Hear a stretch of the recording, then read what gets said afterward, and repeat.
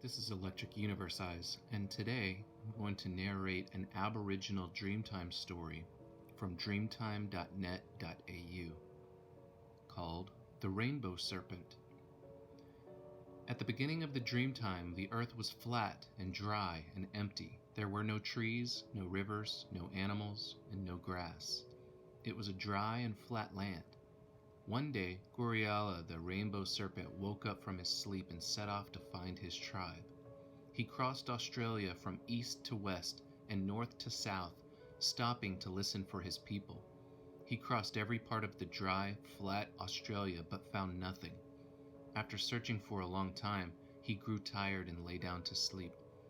The land he lay down to sleep on was not the same land he had set out to search for his people on, though.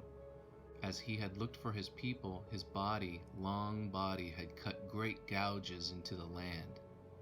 Goriala lay in the sand all alone until he decided to create more life in the world. He called, "Frogs, come out!" And frogs rose out of the ground with their bellies full of the water they stored. He tickled the frogs until the water burst from their mouth and filled the gouges in the land. These gouges made the rivers and streams we see today. As the water flowed over the land, grass and trees began to grow and fill the land with color. Now that there was grass to eat and water to drink, Goriala woke the animals. The kookaburra laughed, the guano walked, and the wombat climbed out of her burrow, all for the first time. Some animals lived in the sea, swimming back and forward. Some animals lived in the sky, flying with their friends to distant places. Some animals lived on the land, digging and playing in the sand. They were happy and gathered food and water to bring back to their own tribes. The rainbow serpent made rules that all animals had to obey. He said, "All animals that obey the rules will be rewarded by becoming humans. The animals that disobey the rules will be punished."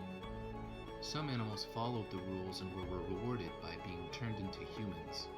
Other animals disobeyed the rules and were turned into the stone that makes the mountains. One day it started to rain, and it rained like it had never rained before. Rain fell for days and days, and the world was becoming flooded with water. Two young men, Bill or the Rainbow Lure-Keep brothers, had no shelter, and they came to the rainbow serpent. They asked for help, sheltering from the rain. The rainbow serpent was hungry and tricked the young men. "I have no shelter, but you can hide in my mouth. You'll be safe from the rain in there." The young men climbed into Goriala's mouth and he closed it shut, swallowing both men. He soon realized that people would notice the young men missing and come looking for them. He knew they would find their track leading right into his mouth.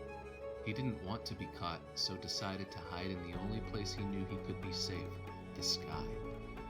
He hid in the sky away from the people chasing him, and he saw their sadness at losing these two young men. He decided to try and make them happy again, so turned his body into a big arc of beautiful colors. Now every time, just after it rains, you can see the rainbow serpent sharing his beautiful colors with the people on the ground as his way of saying sorry for taking those rainbow Lure-Keep brothers.